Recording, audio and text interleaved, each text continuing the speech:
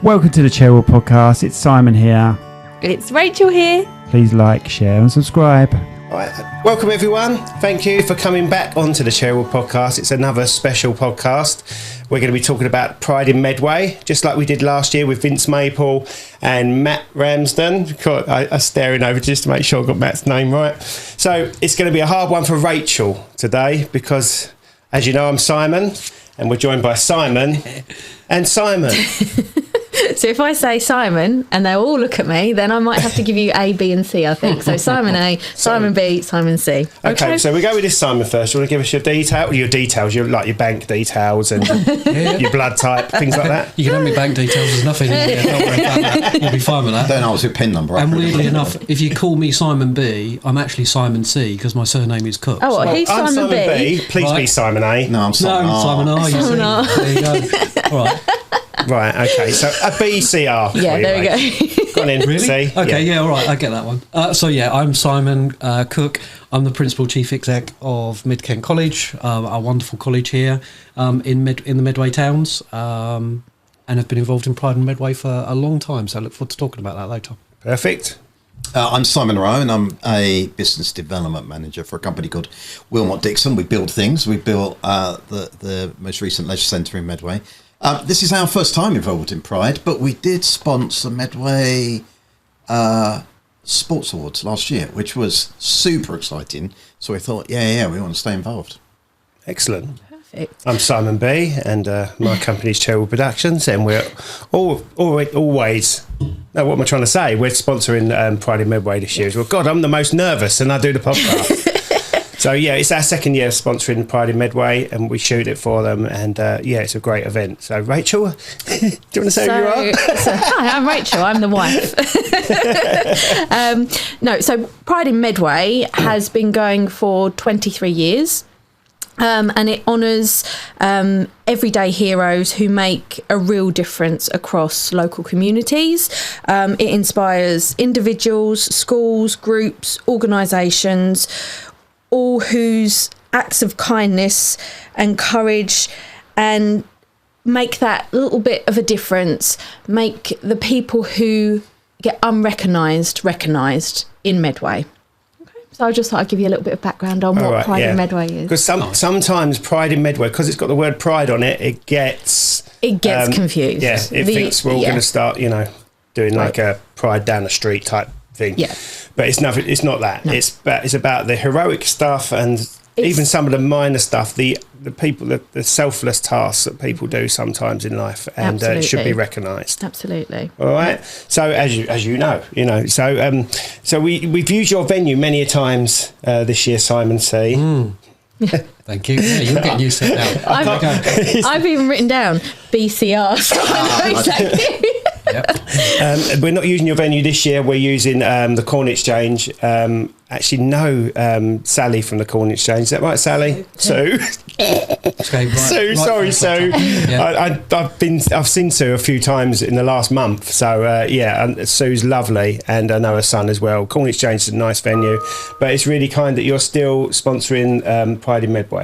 Yeah, we will always be there with something like Pride in Medway because, for us, like so many other organisations, actually, I think that do get involved, it's all about making sure we do help use our fortunate position to shine a light onto people who might not have the opportunity to be recognised for the things that they would probably always do anyway, and we all take it for granted.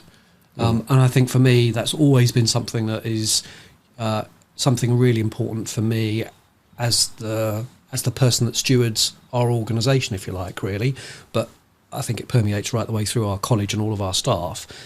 That's our job. Our job is doing that with young people all the time anyway. That's why we sponsor young persons category as well as other categories, really. But our job, you could say, is just about education. It's not. It's about much more than that. It's about giving people a bit of hope, some inspiration, and shining a light on people who would otherwise not have the opportunity to do so. So it's an easy win for us, I suppose, isn't it, really? It's easy to be involved. Can I ask how long you have been sponsoring it? Because you've said you sponsored it for a long time. What first inspired you to get involved in Pride in Medway? To be honest, I have to be fair, It was before my time of joining the college. I've been here in Medway since 2013, so I'm one of the newcomers still, I guess, really. But my predecessor had been involved in it beforehand. Okay. So I think it's one of those, for us, it's one of those things that transcends individual decision makers who get asked whether they want to sponsor something or not, Yep. which is a tough job in things like these, particularly in the current climate. For us, it would be like a difficult conversation for anybody to say no, because it's not just me. It's something that right the way through our organisation is a really important part of being engaged with and across the community. And I think you see that with most sponsors, to be fair. Absolutely. But that's the way I would articulate our engagement and involvement, really, I suppose. And you, am I right in saying you do get some of the students involved? Because I remember last year we had a couple of singers there, didn't we? Yeah. I don't know if we had... Yeah, I was talking to a lad who was also on some sort of filming course that he did there. Yeah, that's right. A great chat with him. He was really interested because I'm going around filming with a camera. And were they involved in the lighting and things like that? The students. Yeah. Now we there's a wider bit to this as well. So I don't want to go on too long about it. But everything we try to do will always involve students in some way, shape, or form. And it was about I'm thinking about 7 or 8 years ago now. We've always had the theatre. You've been to the theatre, that's where we host the event, which is just an amazing resource that was built into the college when the college was built in 2007, 2006, 2007. A fantastic asset, built specifically for students studying performing arts. Right. But actually the facility is one of only 3 or 4 in the whole of Medway. And you wouldn't know it was there. Until you go, you wouldn't know it existed. And that's the problem we had, is because it was built for students. The only people that would have ever gone in there would have been people going to see students in, say, something like Panto, because we do Panto. That was a cue for you to say, no, you don't. Oh, crikey. No, do it again. We won't cut it. Today's sponsors are Medici Associates, Chartered Structural and Civil Engineers. Based in the UK with a worldwide reach. Visit their website on demediciassociates.com.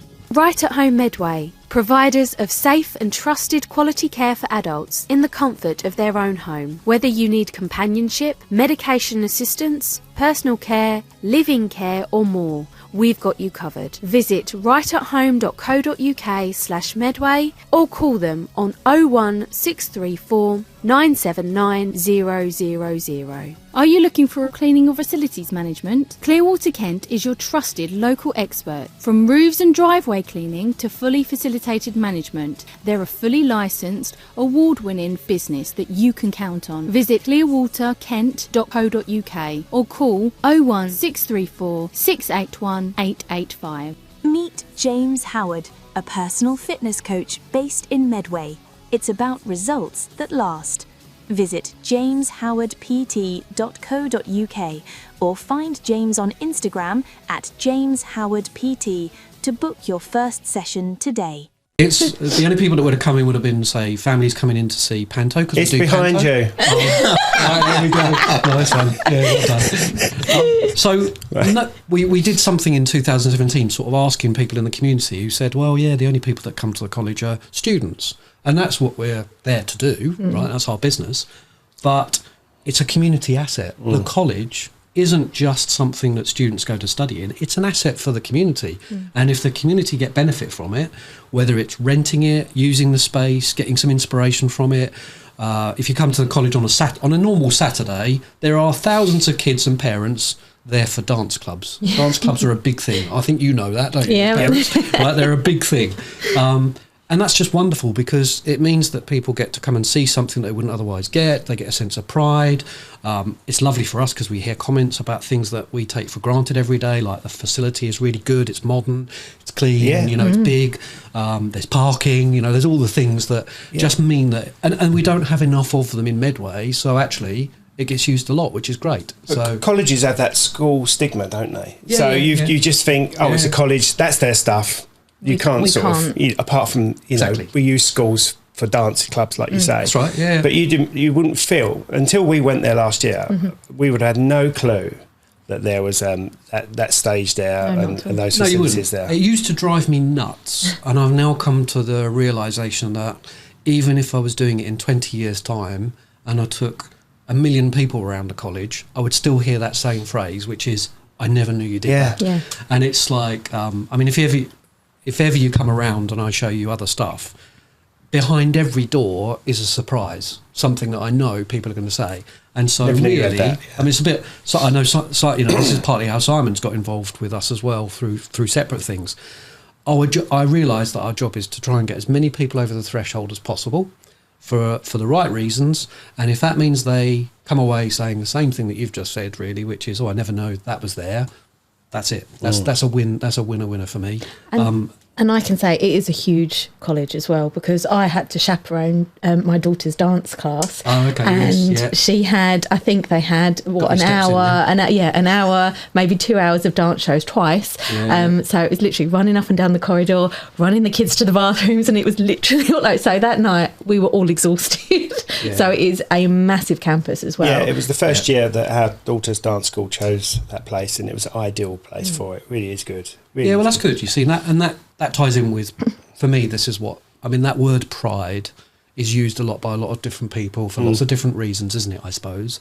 And, just hearing you two describe that, that's the sort of thing that helps me feel really, that's the whole purpose of why we do this, to help give people a reason to have pride in something. Because it's really, this, it's really easy. We could go around any neighbourhood here in across our Medway towns and in any large conurbation in any part of England, and we can find lots of people who have got really challenging circumstances, and there are lots of things that they can't be proud of.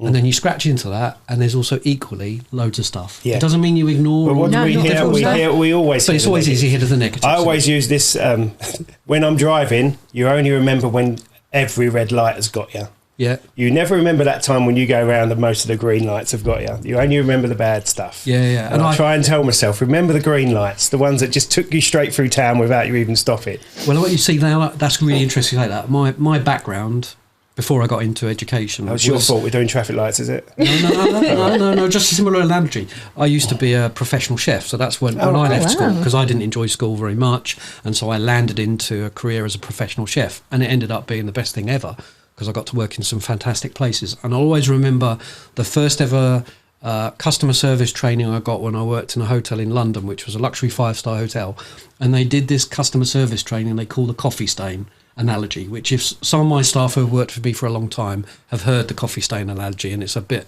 of a bad one really sometimes, but what it was, the essence was, no matter how good everything is that you do, no matter how good the food, how good the service, how good the reception, customers will only remember the coffee stain on the table. It might be the smallest thing, but that's what everyone will remember. And that was like, it was an expectation of setting perfection, really, and a high standard. And I always remember that stuck with me. So it's a bit like your traffic light analogy. And it does sort of set out a lot of things of setting high expectations for what people can do, really, I guess. But anyway. So I'm right in saying that you went to college straight after school at 16. Is that right? Yep. And what college was that? Was that not there? I grew up in Suffolk, so I actually did an apprenticeship. So I left. I was going to go to college full time, and then found a summer job that turned into an apprenticeship because I enjoyed it so much. So I ended up going to college one day a week. That was in Suffolk. I worked in Felixstowe in a hotel, which was a seaside town. So that was really nice and busy and lots of different things to learn. And then went to college one day a week in Ipswich, which was a fabulous experience. Perfect. Did that for 3 years. Yeah, I did a similar thing, engineering. I got my job with Scott Limited, who are now Kimberly Clark, and did a whole year at college, North West Kent College. Yeah. I think it is North West Kent in Gravesend. North Kent now, yeah, that's right. Is it North Kent now? Is it? Down the road, And then the Gordon School, it changed to the Gordon School. Do you know what I'm talking about? Lion Garage. I've heard it, but I don't... changed to Lion Garage. Yeah, that's the Lowerheim Road campus. That's it, yeah. It moved there halfway there, and then I did on my second, third and fourth year one day at college. Fab. And I'm still at the same company 35 years later. So fabulous. Yeah, I chose the right one on the Thames. Let's just say that, all right? All the others closed down around me. Yeah, well and done. I chose the right one on the Thames. You must get involved in their alumni as well, because there's nothing... we find this a lot. If you talk about former students, we all remember... Everybody talks about their school, because everybody's been to school just about, haven't they? Even if I didn't enjoy it, or even if I got asked to leave. And a lot of people then talk about their university they went to. We love it when we hear people talk about their time at college. Good, bad or indifferent, what they're doing now isn't it's not the sort of stuff that you might say, it's not about being a celebrity or being a Richard Branson. It's actually people who are doing genuine jobs that keep our world ticking over and do really good and are really passionate about it. We love hearing about that, because that is also something that inspires students to realise they don't have to be somebody else. They can be themselves and they can still do really well and be really successful. You can get to the same end point. It's just sometimes you've got to take a different route. Absolutely. There's no way I would have ever got into a university. Yeah. I'm a mechanical engineer, so that means I can't spell for starters. That's basically how it works, But college you find a groove, don't you? Because at school, a lot of it, studying Eskimos or how to find the right angle of a triangle and you just think, I don't understand the relevance of this. I don't. Absolutely. And it's like, I'm being told off because I can't do it. And and then you go to college and you're learning stuff. You're learning stuff. You go, I love this. Yeah. This is great. Yeah. And you get a passion for it, doesn't it? Absolutely. And that stays with you for life. So it's a different way of learning, isn't it? Now I've got 5 children, right, and they range from 30 to 9, right. So I'm exhausted, right, basically. But I've seen the change that schools made, obviously from when I was at school to schooling now, where they recognise the different ways of learning. Some people are visual learners, etc., etc. Has that gone over into colleges as well? We will get to Simon C. Simon R. This thing is, it's Simon Ryan, isn't it? And one of my sons is called Ryan, so I'm still calling him Seed over some reason. So so has that method of people learning in different ways gone over into colleges as well? Now I have to be careful, because this could be a whole separate podcast. Right, okay. And if you wanted to, that'd be great to do with a couple of other colleagues, because I must say this right up front. It's really important that this doesn't make it sound like it's critical of the school system, because I have to say, and I'm a council member of the Association of School and College Leaders, and I did it specifically because I wanted to understand a bit more about this question in a way, really, because I've always heard that people always describe it. I know we're different, and schools are driven by a system that weighs and measures just about everything by an outcome, which is in secondary school a GCSE result. And for whatever reason, rightly or wrongly, you can agree with it, you can disagree with it. We have a system here in this part of the country, particularly, that inadvertently creates 2 problems. What it does is it creates a problem across society for parents. So I don't know how much this is relevant to you in your time. If you've only ever grown up in Kent, you know no different, right? But already before your children turn 11, there's a filtering system, isn't there, that determines whether they're successful or not. Absolutely. And that determinator of success is based on whether they're going to do well in an academic subject like GCSEs, right? Which doesn't define who you are. No. If you get really good GCSE results and you're really capable, yes, it opens up different opportunities for you, doesn't it? But if you're not going to, rather than believing that you're not good enough, which is what then infers itself in society in this part of the country, more so than other parts of the country. It's not just here, but more so in other parts of the country. That doesn't mean you're a failure, but I sadly, every year, I see this across a cross-section of thousands of parents, where I can see that makes it feel like you're not a successful parent because your kids didn't do well before they even turned 11. I mean, that's just nuts, really. But it's not the fault of the schools, because the schools work in a system that's set. So, and I think, sadly, and I do, I love this in my job, if I'm honest with you, but I hate it at the same time.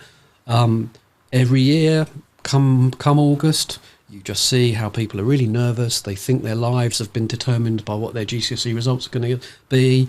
You see this, you've probably seen it with your kids. Kids get more and more anxious about what that result's going to mean and whether it's going to define them or not. It affects their mental health as well. Absolutely. It just there's so much jeopardy in one thing that doesn't define you as a person. Not at all. What we try to do, we can't entirely ignore that. We have to work within that. But what we try to do at college, because we can do it a little bit more so than I know my colleagues can in schools, is we try and focus more on the person. And I will say this openly, and I'll say it on the podcast. What you study isn't as important as where, because particularly as teenagers are concerned, and it's another part of the job I love. I love it. I'm so lucky working with teenagers, because they're they're a nightmare and a joy at the same time. You'll notice with teenagers. Yes.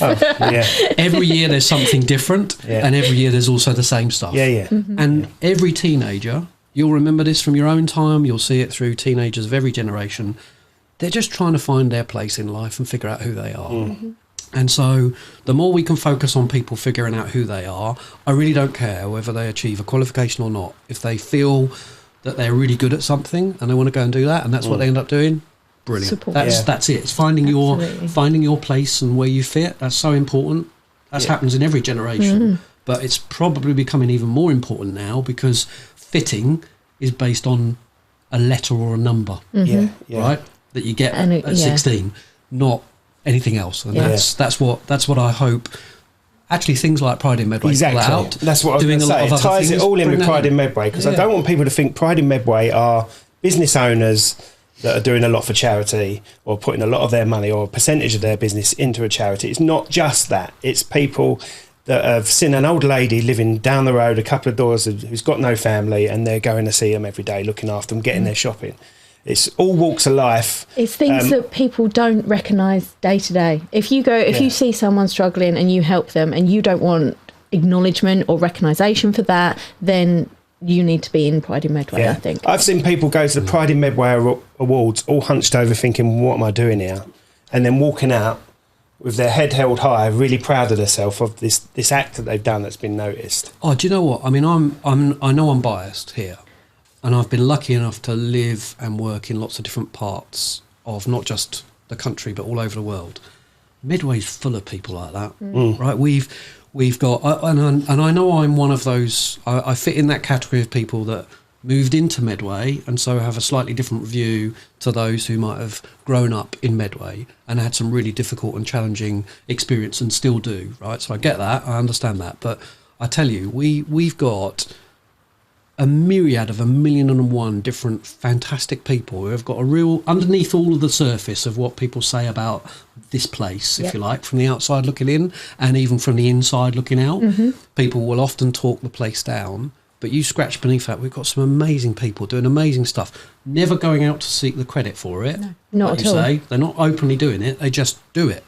And there's some amazing people across here. So the more of us that can try and pull that out, the more over time we all start to see that and recognise it and be proud of it, don't we, really? Well, we actually filmed and photographed the event last year, didn't we? You try and film it with tears in your eyes. We looked at each other thinking, yeah, you're crying, and you're sort of doing this.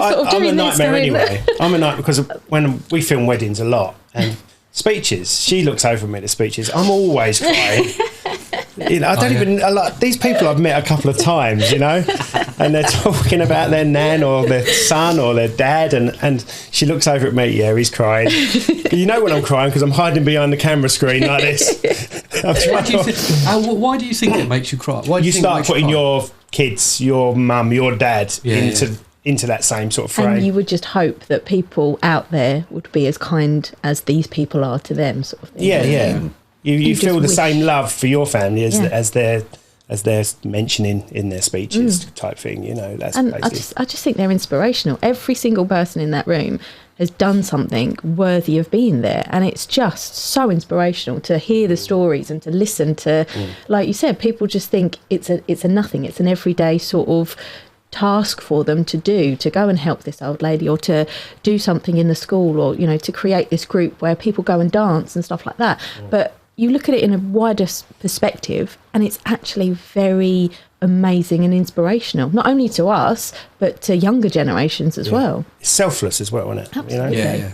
I don't know about you guys, but I've sat there a few times and I've thought to myself, it does put life into perspective. Oh, yeah. Doesn't it? Absolutely. It's really easy to, it's really, and without not taking away, every individual has an experience that means that their view is going to be their view.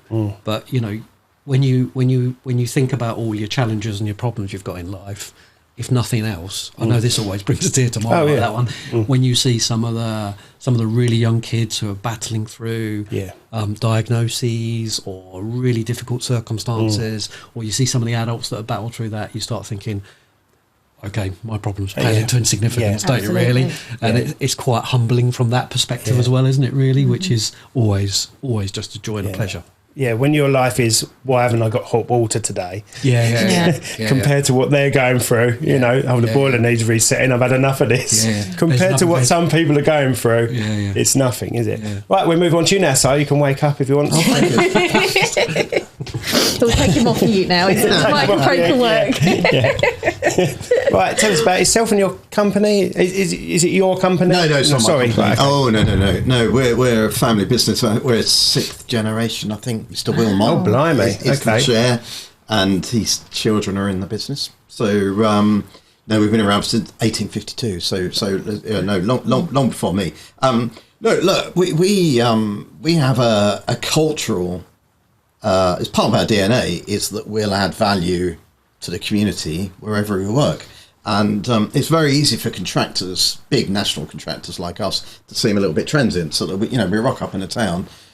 Let's take we rebuilt Splashes Leisure Centre. Do you want to talk about? Let's say who your business is first. Oh, sorry, yes.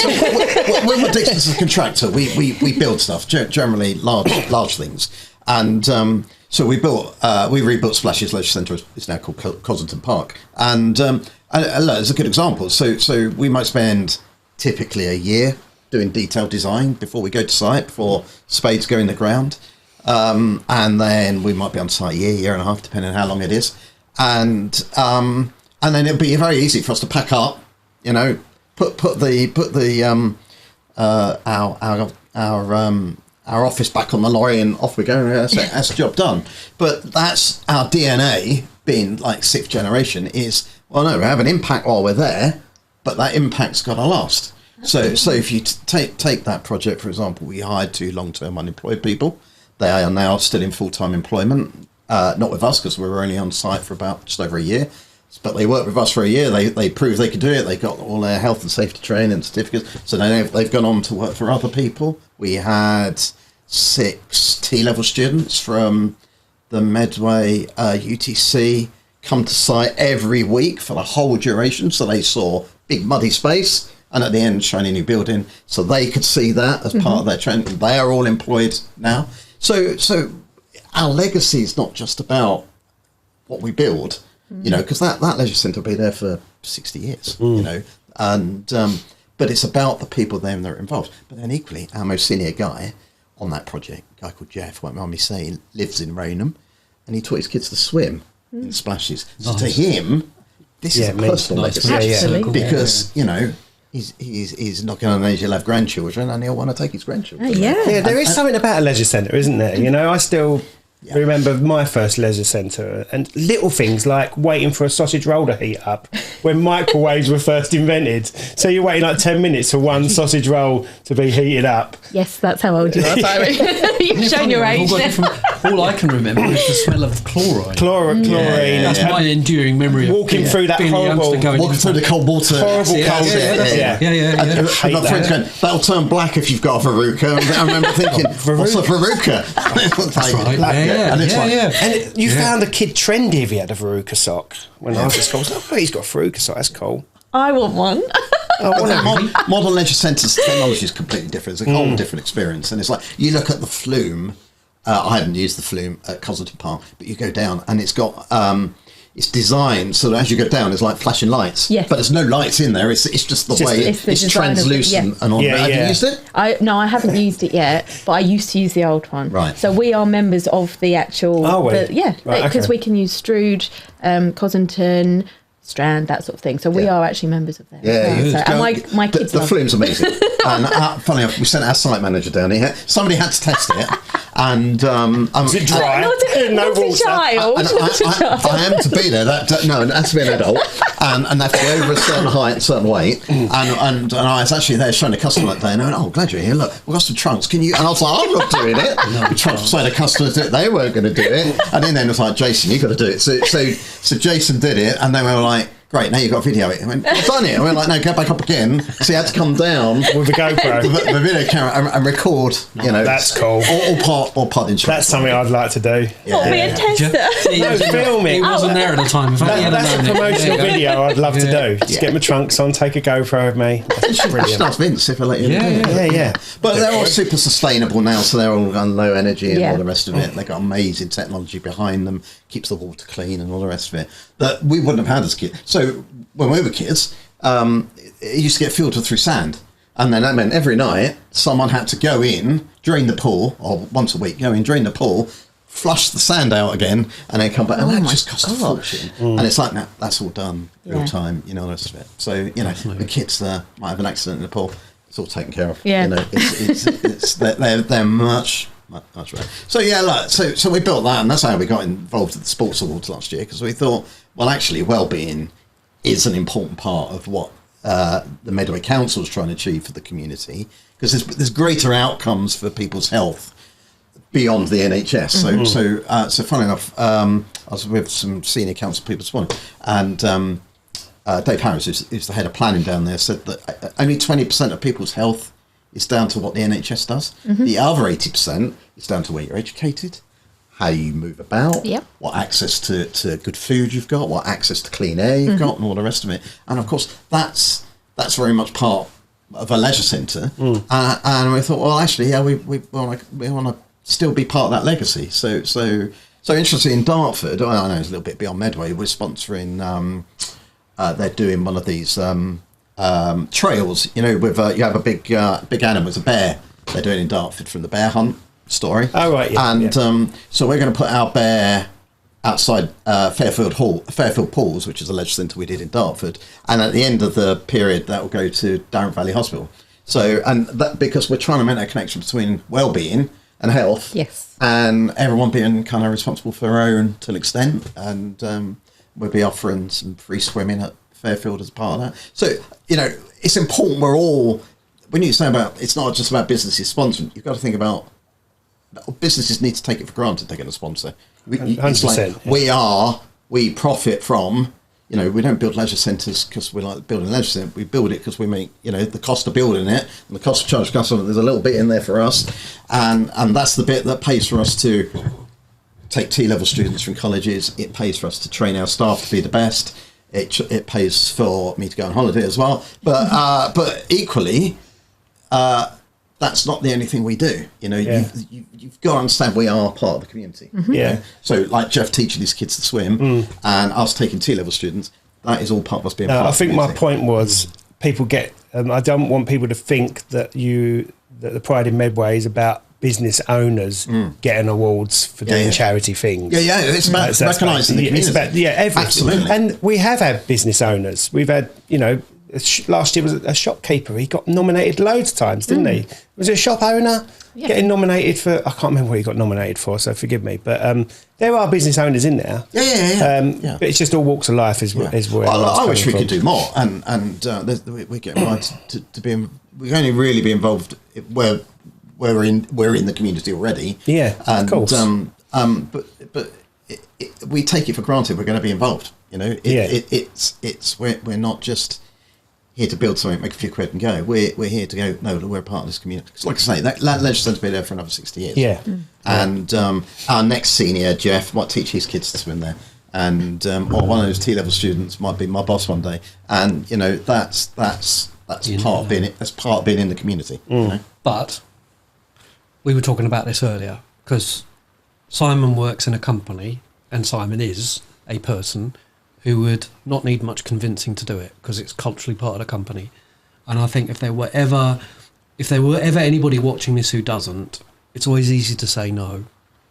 Yeah. It's actually quite tough to say yes to it sometimes. And if it's tough to say yes, then it probably means you're not sure. And if you're not sure, really, there are lots of companies who could be doing a lot more to help us to do more to get this message out around how great this place is, and organisations who benefit from their business being here in Medway, who perhaps don't get as involved as they should. That's very easy for me to say, but I think the more that do, the better the place will become. And we don't we don't benefit in Medway from one or two really huge organisations that everybody sort of galvanises around. Yeah. And I think where that's a challenge for us, or why I say that is that I go back to the history of our area. Still less so now in generations, but I know when I first came in 2013, the number of young people who still had a grandparent or parent around the dinner table, if they had that, who had experienced what it was like in the late 80s when the dockyard went. What we lost in Medway was we lost that, if you like, that gravitational pull of a meeting then. And still too many people were alive who remember that. Yes. So there's a feeling of loss. Yeah. What we don't have is we don't have one large organisation that's replaced that. What we've got is loads. So what we don't have is we don't have one big organisation who everybody can get behind. Yeah. And that builds a community. It builds a community. One large organisation, everyone knows each other, don't they? So you're bumping into each other on weekends and things like that. You know. So we can do it though. Understand it just means that there's lots of different people, and I think that's why it's really important that the only large organisation we have that I think people think has replaced it is the council, and it's not. And if Vince or Richard was here, the council is there to do certain things, but it's not there to do everything. No. And that's where we as organisations have to use our position in that community, just like Simon has said with Willmott Dixon, just like I would with our organisation. We're stewards of something that's much more important to a lot more people than we sometimes think. So I think lots more organisations could and should get involved, really. It's not that hard. It's really difficult. It's not really difficult. And I think it's part of perception. You've got to recognise your business is part of the community. If you're either making money from that community or your team come from that community, the people that your colleagues you work with. You know, my office is based in Dartford. We've got about, we employ something like 3,000 people. I think we've got about 70 working out of Dartford, something like that. But they come from all over Kent. We build all over Kent. We build all over the country. But they want to be part of that community. They don't just, it's a big thing for them. We're building new legislature in Gravesend, and the site manager for that comes from Gravesend. Now that's phenomenal for him, but then our supply chain, our design partner, everyone has to be a part of. Okay, this building will be there for 60 years, but what do we do as a legacy of us being part of it? And you'll see it with Lower Thames Crossing. You'll see it with all sorts of things. Most contractors go, this isn't the beginning and end of building it. We are going to be part, and I think any business in Medway should get involved in that, because like I say, if you're not making money from the community, then certainly your team is part of that community, and they will have challenges like the school hasn't got enough books, or the hospital doesn't have enough parking space, or whatever. And it's like, there are things your business might be able to do to help in a voluntary basis. But actually, there's some satisfaction for you, the business, and your customers will like to see you being part of that as well. Their work experience is one of the biggest ones. So, we have agreed key performance indicators for our customers that will include the amount of apprenticeship hours or young people hours that we produce, where our local, our supply chain is. So if somebody's building 40 million quid to build a leisure centre, they want to know 35 million of that has been spent locally, because then but I think particularly young people and skills, I think that's the biggest opportunity all businesses should be getting involved with, because I think employers have gone a little bit lazy in this country, in that we've partly because we had a lot of great people that came through freedom of movement through Europe, partly because companies are a little less paternal now, but we've been able to hire skilled people, and while that's been great for business and shareholders, it hasn't really been great for communities, because there's a million people, young people in this country haven't got jobs, and I think this is where local businesses should be more involved as well. Hopefully we're going to see the Pride Awards, so people get awards for things like that, what they've done around bringing skilled people forward. So and I think every business in Medway should be involved in that some way. Yeah, speaking of local businesses involved, do you want to go through the list of who is involved? Of sponsors? Yes, absolutely. So the sponsors this year for Pride in Medway are Medway Council. Now, we've discussed earlier, didn't we? They supply the venue to where we're actually holding it. We've got the Medway Messenger, MHS Homes, MidKent College. You're a long-time supplier and supporter of Pride in Medway. We've got National Grid, Practice Plus Group. Now, they are a first-time supporter of the awards as well. We've got Syntec Biofuel, Uniper, Willmott Dixon, again, first time supporter, and we've got Bridgewood Manor as well. So these are all the supporters and the sponsors of Pride in Medway. See, now, what's really interesting, right? Sorry, when you go down that list of sponsors, okay, just even in that list of sponsors, there's organisations in there that most people will have never heard of, but do the most amazing stuff. Yeah. And actually, we can be proud of who they are by association. Syntec Biofuel, for example. You mentioned Uniper, National Grid, who have got the LNG terminal out on, which I think, if I remember rightly, I'm going to get this wrong now, and I sat next to the site manager last year on the dinner table, and I know she gave me a stat, and I quoted that stat for long enough that I could remember, and I've forgotten it. But it's something like, she'll kill me if I've got this wrong, but it's something like over a third of all of our gas comes through that terminal in England. In England. Right. So we're right next door to one of the most important parts of English infrastructure, which is partly to do with history, but also really important part of what we do. Syntec Biofuel guys, they do some amazing stuff on taking, the stuff that comes out of fryers and converting it into energy right on our doorstep. The Uniper site, they're experimenting with some of the most amazing stuff around new energy sources as well. That's on our doorstep. But most people will never ever get to see it or hear about it and don't know about it. But they are committing into Medway as a result of what they're doing in Medway, aren't they? So a bit like we said. Yeah, exactly. Yeah. But equally, I think they're companies that got it's in their culture. To recognise we are part of the community. We are not a business that's separate from the community. Our team, or either how we make money, is part of the community, and we've got a responsibility. It's like it's one big family, isn't it? And you want to look after every member of the family to make sure they're happy, well supported, and they do a good job, because if they're happy, the community's happy, right? Yeah. But from a business point of view, though, it's good recognition for your business anyway. So you all right, you're doing something for this charity, and you're building up people that are unrecognised, but you're also getting recognised yourself as a business owner. And but be honest, not many people that go to that event are going to know who Willmott Dixon are or care. Yeah, that's true. So it's not about publicity. It is about doing the right thing. Yeah. Look, don't get me wrong. We want the attention of Medway Council because we built something great for them. and we'd like to keep building great things for them. It's networking. Yeah, that's great. But no one there is going to care about them. What they're going to care about is what the awards are about. Yeah. And we recognise the awards are important. Because it's important about a cohesive community, and that's why we're involved. That's the important thing. Absolutely. Yeah. Excellent. So nominations and voting and everything like that. How am I going to put this without sounding rude? What sort of person do you think should be nominated? What sort of qualities make a Pride in Medway candidate stand out to you guys? I want to know how you were going to ask that question. It's sounding rude. I had to put it in a way. She'll find a way. Oh, really? I've been married to her for 13 years. Everything she says to me is rude. I mean, I don't want to turn this into a psychotherapy session. We've had many of those. There's a bit of self-reflection in that statement. Why do you think I'm over this side? But what do you think makes a good Pride in Medway candidate? The best of the best. What stands out to you to think, actually, this person needs to be recognised? And will it be you judging for your company?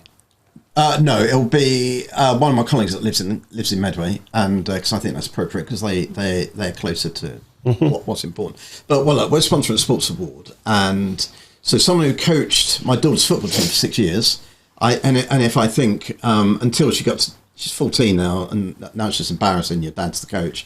When you're 7 or 8, that's not so bad. And you can't do anything right. No, you can't. No, absolutely not. Even though her new coach says exactly the same things I said, now she goes, "Well, I've got to do this one." I was like, "I've been telling you for 2 years." It's like, no, that's not my point. So, so I've been surrounded by volunteers specific to football, but it can be any sport, and I think it's. From my perspective, it's the people that turn up every day that they're required. Regardless of if it's snow, if it's ice, if it's peeing down with rain, you got a hangover, whatever it is, you're there because the kids don't recognise. He's been at work all week, and frankly, who wants to do this on a Saturday morning when he can sit with a paper and a cup of coffee? And, honestly. But they don't turn up, and part of the turning up is they don't turn up because they got to. They turn up because they understand the impact this has on these young people. So I'd particularly like to see people that have that impact on young people and create that legacy. So through coaching football, my daughter playing football, we're big followers of the women's football game. And I think, and we've read a number of biographies like Jill Scott and Leah Williamson and all the rest of it.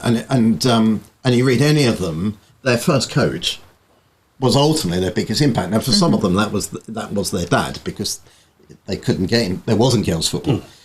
So it's like the Ian Wright story, isn't it? Absolutely, yeah. But ultimately, when they went to join a team and it was a coach other than a parent, that person has had the biggest impact on their entire career. Because even when they've been in difficult matches, they have thought back to what that coach said to them about when you're 2-0 down. Or they thought back to, yes, you got a hat-trick, but you've still got to stay in the game. And whatever it is, those coaches... And I think if you have a good coach in a sports environment, you remain coachable all your life. Yeah. And I think if there's one thing that you got, even when you get to my old age or beyond, you've still got to be coachable. You've still got to be able to go, okay, I understand. I've got to listen to this. That's the gameplay. That's, it's not the way I do it, but it's the way because that's what the team needs. And so I'd really like to see some people that bring that kind of value. Yeah, you're right though, because I'm a Charlton fan, right? Oh, so God! It's painful. Really? I used to be Floyd, the mascot, the dog. Oh, really? Yeah. Oh, it's for 10 years. Fans. Every time you were born and bred here, why aren't you a Gillingham fan? Well, because I like football. he was a Northfleet baby, so I'm a Gillingham fan. See, I'm a Northfleet. All right, I get away with it. Yeah, he gets away from that. Yeah, good. All right. So, as soon as they pass it across the back, I hear my trainer from when I was 9 years old going, "Stop passing it in front of the goal! Stop passing it in front of the goal!" Yeah, but I suspect they do as well. Yeah, they probably do. Yeah, but I think if you've got that skill, I remember I knew the one of the previous managers at Ebbsfleet, super successful, came from Germany, been super successful there, and I said, look, what differentiates a top Premiership, £40 million a year player from what you might get in a National League? And he said, they listen to what my coach says and go and do it on the pitch. It's not technical skill. It's not how they work with him. It's like, can they still be coached? That's very true. And it's like, that's really interesting. So if you've got, I'd like to see people that win on that criteria. Really. Okay, cool. Well, I'll probably just do just three things for that, I suppose. First two things, any category, two things really important. First, somebody nominates. There's loads of people, go back to what we said earlier, most of the people who win these awards aren't going out to seek, just like the businesses we've talked about who are sponsoring it, aren't going out to seek praise for look how fab we are for getting involved, right? That's not why we do it. It's the same with the award winners. The best award winners aren't people who would ever nominate themselves or say, look at what I just did, but need somebody who spots them, be that a friend, a family member, or just somebody in the community that thinks they did a brilliant thing. That is the most important thing, first of all. And usually the people that win the awards have got something so authentic about them. Those are the two things that are really important for me. In the young person's categories that we've been involved in the past, and I think we're doing we move around different categories, I know, but I think we might be doing young person's category this year again. And in that one, for me, most important is that those young people that win those awards challenge the stereotype that we'll all say about young kids, not being up for work, or not wanting to do much, or lazy, or all the stuff we say about. We can easily point a finger and say, look at. I love it when I see those kids break that stereotype and say, because then that's what stops people in their tracks saying young people are no good anymore. Don't you find it so hard when you get all your nominations in and you have to be the one to narrow it down, and you're reading, and we must have gone over ours last year 20 times. And because there was two of us as well, I said, I'll pick mine, you pick yours, then we'll have a joint discussion. And we choose yours. Do you know, I do think that's interesting, because that was your first experience. It was. I do think that's what's quite unique about Pride in Medway, because, there are some other awards similar, but it's not a competition. No. So it's really hard to pick a winner, because they are all there for the same reason. They've done a brilliant thing. And a good thing is they all get recognised. Yeah. So the fact we always recognise them with a certificate or whatever is brilliant with Pride in Medway, which is quite unique, isn't it? Absolutely. And even though you have to pick your winner, that's really tough because actually they're all worthy. They wouldn't be there if they weren't, actually. So hard. And I know everyone always says, no matter what competition you ever see, it's a really difficult choice. I mean, yes, a lot of people say that, but it really is in Pride in Medway. It really is hard. It really is hard. So it's interesting hearing that being your first experience of that. It really is almost impossible to say this person is better than the rest because they're all equally brilliant. And so, like, you read their their bios as such, and you just think, I like that one. You mark that down. You read the next one. I like that one. And you get through it and you think, I've noted every single one. I've got to now go through again and do it all again because it was really, really tough for us last year, wasn't it? To actually get a single person to say, yes, this is the winner. So if you're a list person, you like checking everything off. That's hard. That's even harder. Got to go with your gut on that one. I've judged before and I've come up with my little table and tried to score it. And then you get to the end, and you've got the same. Because although one was weak on that, they were strong on that, and you're like, and there's like 1 point between them all, and you're like, I'm no further forward. Last year was easy, but I imagine the overall is quite hard some years, getting that overall winner. I think there was quite a few in agreement of last year's winner. Yeah. Yeah, there was. There's sort of, you're talking, it's a bit like the elite sport you're just talking about. You're talking about fine margins here. So for anybody who hasn't ever won one and felt, why didn't I? We're talking about the finest of margins here. If it was a Formula One, it would be like 2/100ths of a second type margin. There's not much gap, is there, between anything? So if you never win it, I wouldn't ever take that away as being a negative. But of course, when you get to the overall winner, there's a constant repeated name that tends to bubble up from every sponsor's gut instinct. It's at least their second or third. And if you hear the same name quite a few times, it does make it sort of a bit more. Okay, then they must be really good. Then mustn't they? Which again, is still fine margins, but it does sort of bubble up a bit, doesn't it? How do you think we can raise more awareness on this? Because obviously last year was, I think, one of the most popular Pride in Medways with the amount of votes and everything that we and nominations that we actually received. But how can we make that? How do you think we can make that a little bit more special? How can we actually broaden our horizons to make people more aware of what it is and get people nominating more? There's lots of. This is one way of doing it. So hopefully. A few more people. That's 10 extra people. Well, you both have a significant following, so I think it was something like, what was it, 150,000 followers? 250,000. 250,000. Yeah. You're only 100,000 out. I was 100,000 out. Well, you started with 10 just now. So that's hopefully that's 250. Of those 250,000, I bet there's going to be quite a few who will regularly hear your podcast who might not have heard of Pride in Medway. And you know what? If it's two people that have heard of it, and of those two people, one person thinks, Sarah down the road, she did something fantastic, didn't she? And nominates them, then that's it. It doesn't have to be. And there's no such thing as a silly vote or a silly nomination, not at all. If you think that person deserves recognition, you go for it. Also, the amount of votes for one person.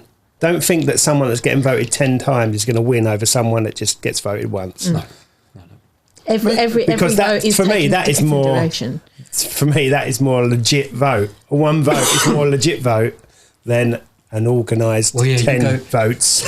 We've talked a bit about school, so for fear of reinventing or bringing back all of those fearful moments, it's not a popularity contest. No, not you remember a bit like it used to be at school when you were left out. You get picked in your teams. That was. I wasn't sporty at school, so that was always my worst nightmare because I was always left till last. So I hate that. But this is definitely not a popularity contest. That's for sure. You're absolutely right on that. I think our winner Rach was just nominated once. Yes, I think. Yeah. Well, look, given that they're the heroes, they're the lead in our story here. Maybe they should be interviewed more often. Maybe you'll find that a lot don't want to. I know our winner didn't want to be interviewed. She barely wanted to be there on the day, and she was convinced to be there on the day. But by the end of the day, she loved it. Like I say, you just see her open up. Or ask the nominees then, interview the nominee and ask them why they nominated and get them to tell the story. Because I think ultimately that's the point, isn't it? It's about getting these stories out there. Yeah. And then the person that won isn't necessarily the person to tell the story. That's a good idea. Yeah. But we're happy to have people that have been voted on the show beforehand if you want. That'd be wonderful. Happy to do that. And the people that get their nominated them. experience as well. Because it's funny you say that. I often notice this every year. It's interesting when you go around and you talk to different people.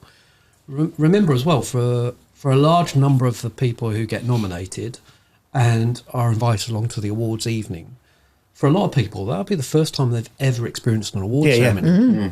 And that, I mean, we know this. We're really lucky in our jobs that we get to go to quite a few different award ceremonies, and you then end up with the same. You end up with the same chicken and the same dinner, don't you? You get used to it after a while, don't you? We do that at weddings, don't we? Yeah, weddings. We film things like the Educational Resources Award. And That sounds really exciting. That sounds. But believe it or not, that is still a chicken dinner. So you get used when you see them. And I have to say, every year I always remember, there's a heck of a lot, over half of the people that come along, that's the first time they've ever gone to an award ceremony and gone for a sit-down meal and seen a ceremony like that. And that can feel really intimidating and scary for some as well, can't it? Especially when they're really genuine. And that's why I said that at the beginning, because it's what I notice in that is just how genuine and authentic so many of our residents and members of our community, businesses are actually across Medway. So the more we can bring it out through things like this, you doing more podcasts about those individuals, the more we can do it, the more we can talk about it, the better it will get. Definitely. Anything else, Rach, we got to cover? No, just sort of, what do you want people to listen in or watching this podcast to take away from hearing the stories and the background and the nominations, really? What do you want people to understand about the Pride in Medway, and how do they get involved, really? Clear as mud. Personally, I'd like to see more competition for the sponsorship. I think it would be great if more businesses were involved. Even if they can't stretch the whole thing, it's something they could put on every table. Companies should be asking to sponsor it, not being asked. They should be falling over themselves. Yeah. And it might be, okay, look, if for £100, can I put this voucher on every table? Or for £100, can I, can you do this? And I just think, because all businesses are going to part of the community, so getting, you don't have to be big ticket, but just get involved. Get involved in this. These are all big names here. There's not a small organisation there. No. But that doesn't mean smaller organisations can't get involved in some way. No, brilliant. Thanks, guys. I want to congratulate you both for being probably the best dressed guests we've had on. And I think they use the same wardrobe as Ant and Dec, because they're the same, but not quite the same. Is it Marks and Spencer, Simon? I couldn't possibly say. Other retailers are available. I don't know, because you went and bought it for me. So I don't know where you got it from. Yeah. Right. Okay, so just one word to describe Medway spirit from both of you. Oh my goodness. Just throw that curveball out there. Energetic and energy for me. There's so much energy and energetic nature underneath. There's a real spirit of energy across a lot of people. It just doesn't always manifest itself in that way, obviously, but there's a lot of energy around the place. Yeah, I think positivity. So, I came from a meeting this morning. Vince was talking, and various people from the council, and this area's got a very positive story to tell. And like Simon said, economically, it has in its immediate hinterland, it had some challenges. But actually, you've got some really vibrant businesses here now, like BAE, VT Rise, Amazon have got big space here. There are some great employers. What Uniper are doing out at on the peninsula, it's going to be amazing. So I think positivity. I think there's a big positive future for Medway. Medway's the home of Jubilee clips. I mean, come on. Exactly. Right, Jubilee, you're an engineer. Do you know Jubilee that's not the first time that's been mentioned on this podcast either. They are the sort of thing that would have disappeared out of our world. Jubilee clips. But they're still used now. Everyone knows what a Jubilee clip is. And when I go through the tunnel and see that Jubilee clip sign on the left-hand side, I'm like, I've had many. I've cut my hand many a times on those. Clips. Yeah, iconic. Jubilee clips. Iconic. Do you even know? You know what a Jubilee clip is, Rach? The thing that holds a hose when you screw it and it sort of goes around itself and tightens. Right. That's a Jubilee clip. Oh, right. Yeah. Okay. I didn't really Excellent. I think Medway's got a lot of positive places. There's not many places in the world that you can walk down a Charles Dickens road, described by Dickens, and drive past a 1,000-year-old castle and literally put your hand out and touch it. Yeah. You know what I mean? There's some beautiful places in Medway. There is. And we should be proud of it. And social media doesn't help things. News doesn't help things. We always focus on the negative, but there are a lot of positive things. I feel like I'm choking up. I'm just running out of oxygen. I'm not choking up. There are a lot of positive things about Medway, and I feel this awards really does help that. Yeah. Definitely. Definitely. Do you want to do your little? Do they want to have a little? Yeah. Do you want to do a little thing? So when we have guests on, this is nothing to do with Pride in Medway. You pick a couple and you can answer questions. This is about you, really. It could be about anything from aliens to conspiracy theories, which is also aliens. What have I got to do? Pick two. Pick two, and then you can read them out, and then you can pick two and read them out. Just there you go. Right. Okay. And it doesn't matter if you say I don't know. I've got one. Oh, you're having a laugh. No. Yeah. Who's going first? Simon, you can go first. Go on then. Nice one. What's the strangest thing that's ever happened to you? That's really random. How vague is that question? That's quite broad, isn't it? I think this is probably up there. Thanks. I don't know how to take that. But Yeah. I did get locked out on a balcony in America once in just my boxer shorts. That was quite strange. What, hotel balcony? I was student accommodation. I was doing my masters in America, and I had jet lag, and I thought, oh no, I got on the balcony have a fag because it's like 3 a.m, and showed it very quietly. Had a fag. Right, great. I only taken out one cigarette and a lighter, and just had my box on, and I was like, oh, and it was like. Did you?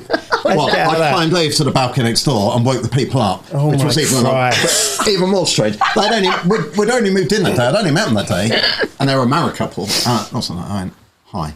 And they were like, why is this English guy in his boxers? Yeah. At 3 o'clock in the morning. And worst of all, it wasn't the couple I went to, it was their mum and dad. Because they'd come down to help them move in. And they hadn't even seen me. Did it break the ice, though, with that family next door? No, they never spoke to you again. Exactly, they never spoke to me again. But I became famous on the campus, which was great. There's an English guy goes home with nothing on. Did you have that wanted poster down in the lobby? I tell you, it's like fish called Wanda stuff, isn't it? Yeah, I stopped smoking after that. Yeah. So that was me. Well then, Simon. So I got two, but I don't know. The first, if you were a ghost, who would you haunt and why? Oh, that's a good one. Yeah, I know. Yeah. So I guess there will be people in the past who might not have been very supportive and quite critical of me that I would like to go and haunt. But I tell you what, I'd love to go and haunt myself, a younger me. Yeah. Advice. Just for advice. Yeah. No, you're not allowed to talk to them, are you? Why? Why not? Who makes the ghost rules up? Okay, so how many with your kids? You should know this. There are scary ghost movies and there are friendly ghost movies. Yeah. That might just be you've just assumed that would be me. I could go back and haunt myself and be Casperite and give myself some good advice, or you could cause that would have yourself some happened real if that's trauma. true. Exactly. Yeah, that's true. That's already happened. So do you remember being haunted by yourself? No, I do remember. I remember my poor brother. He when he was young, he got scared of ghosts. And I remember him getting absolutely traumatised, believing there was a ghost in the corner of the room. And all I'd do is just stand there laughing at him because there was no ghost in the corner of the room, which made it worse, not better. So, sorry, Jules. Not that you're going to watch this, but yeah. Sorry so you're on about everyone has been horrible to you, haunting. So I reckon you're going to get a few ghosts turn up on you if you were like that to your brother. Yeah, I will. Yeah, I will. I would. Yeah. Right. What's the most embarrassing thing you've ever Googled? I really don't know. And even if I did, I don't think I'd admit it. There are maybe medical things I've it's that always, you think. oh, I'm going to be the doctor today. Let's have it. Oh no, I don't want to be the doctor. I think in many ways I'm quite lucky because I don't use Facebook or anything like that. But my wife does vociferously, and we've got one of those Google things in the kitchen where we spend most of our time. And I might say something, and it comes up in Facebook ads. So I'm always worried. One, because she does get ads for things. She's like, why am I getting ads for men's shirts? And I'm like, I don't know. If you bought a shirt, I haven't bought anything. It's not me. And so I'd be very wary of that. But Last one. I wish I'd never seen this mug now. I tell you what, these are good. These are good for a reason, aren't they? So mine is: if everyone had a warning label, what would yours say? Oh, Wow! Why everyone's gone all for that one? So I'm going to give you so the answer. I've had a bit of time to think about this one, haven't I? So it depends on your relationship with me, because I am both a human being and a person, and I'm here because of work, aren't I? So as a chief exec of an organisation, the reality is my job's not to be popular to everybody. So there'll be so everybody will have a different answer to that question based on their perception of me. I think we're all like that, though, aren't we? Yeah, I think so, to a certain extent. Yeah, what would I like my warning label to be? He gets a bit excited. Why does just dog initially come Sorry? No, like dog, like a little excited dog come to the forefront of my head. I can, if I'm really passionate about something, I can get a bit like that. Oh, God, yeah. like that as well. I reckon about something. Cool. And if Nothing wrong with that. And depending on your outlook in life, don't start asking me about food. Because with my background, you know when chef background. Don't say you have well done steak to him.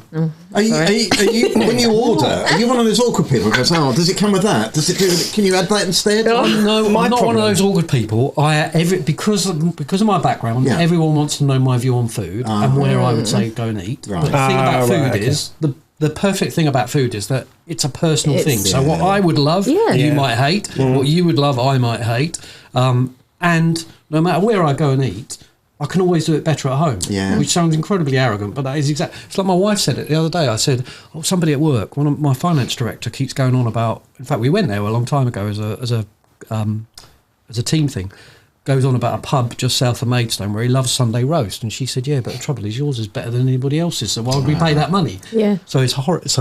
And I love food, and it made me into the person that I am still today. So I talk about it a lot. This made me into the person that I am. Nice one. Right, gents, it's been a pleasure having you on. Thank you so much. Thank you too. And it's a weird thing, isn't it? When you know someone with exactly the same name, you become friends immediately, don't you? They could go badger baiting for all you know, but if they got the same, I'm putting it out there. We cannot have inference or if you go, look at that bloke over there. Oh, his name's Simon. Oh, that's all right. He must be all right. You know. I suspect we're all born around similar times because there's a lot of I'm a 74. 70. Oh, I'm 72. How weird's that? There you go. God, I'm not the oldest in 2 years. No, but I think those 4 years are the golden time for Simons. I think before and after that, there aren't many Simons. You would never see a baby Simon now. Where do you reckon that was from? When was The Saint out by Roger Moore? You know when he did The Saint? Oh, was I that thought Simon and Garfunkel. Oh, well, Maybe. I was a Simon only because my dad won. My mum, if my mum would have won, I'd have been an Ashley. Yeah, I was going to be an Alexander or a Sean. I have no idea. Well, that's thrilling, isn't it? Thrilling. I've got a sister, so I suspect it only had girls' names planned. Yeah, I've got 2 sisters. You've got any brothers? Three sisters, yeah. And you got a brother? I have a brother, and my mum won out on his name, so he got called a Julian instead of a Carl. Okay. I think he did. Good. He did well on that. Do you think so? Oh, yeah. Oh, okay. But you would never hear a baby Simon now. Oh, look, it's little baby Simon. I I grew up not liking. Did you, Rachel's, recently? Did you guys grow up not liking your name? No, I hated my middle name, Ashley. Right. Oh, so your I mum didn't got mind in there Simon. somewhere. Then. Yeah, I didn't mind Simon. See, I grew up thinking. I often hear baby Simon. Really? Yeah, often. Yeah, mostly at home, but From your wife. sorry, yeah. Yeah, I quite like Stop having behaving like a Simon. baby.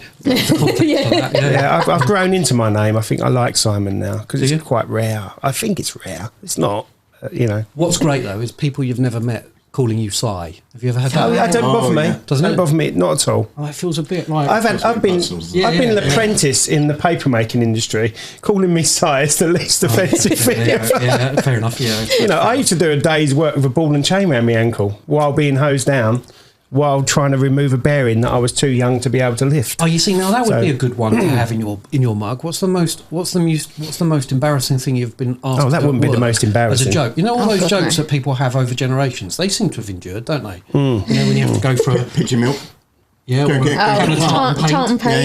Yeah. Skirting board ladder. Yeah. Go down to Goods Inn and for a long wait. That's it, Right. yeah. Sent for a long wait. Okay, sit there. The bubbles in spirit levels. Yeah. Get me a Get me a bubble in bubble in spirit. spirit. Spirit level bubble. The amount of apprentices I've sent down the stores for a long wait. It's Yeah. unreal. Is Yeah. that you I getting got- your getting That's back, the only though? way you can abuse them these days. It's like a rite of passage. Of course it is. I got done. I'd been there for about 4 weeks when I was an apprentice, and there was this huge big chopping board in the kitchen that we used for like meat and stuff.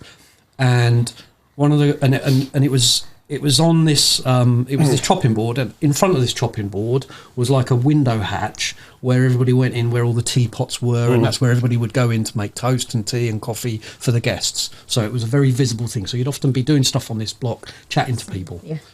I got asked to chop the flour because we needed a very we used Fine to flour. on the buffets we used to do these chicken legs, right? And I got told that because of the chicken, we need very, very fine flour. So this guy in the kitchen, he got it must have been about 10 kilos of flour. I'm talking massive pile of flour. And there I am with my knife, like you see those chefs chopping, like thinking, oh, I'm getting the hang of this. I know how to use a knife. And there's all these people coming talking to me, and they're all laughing, and I didn't figure it out. It took me 30 minutes before I figured out taking a mick out of chopping flour. It's a hard one, Love isn't it. it? That's Yeah. hard. one. Yeah, I've now got over it now. I've disclosed it, so I'm all right now. A little bit of trauma still Right, left in it's a rite passage, isn't it? It is a bit.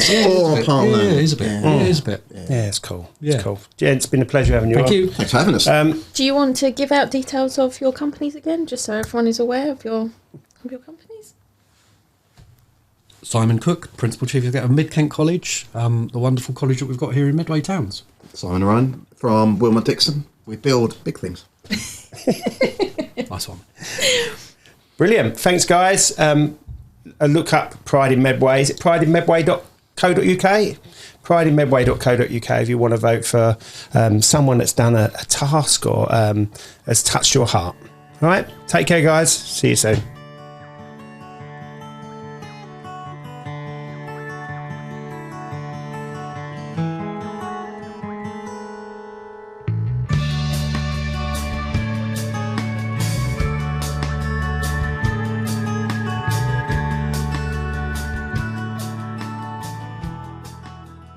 Club Awesome, for autistic children and their families, a place where everyone belongs and fun knows no age limit. Today's sponsors are Need stunning video or photography for your big day or even your business? Cherrywood Production delivers award-winning results with a personal touch. From weddings to promotional content, we turn your vision into reality. Visit cherrywoodpro.com today. Your memories, our passion. Put your business in front of 30,000 new customers with the Hindsight Directory.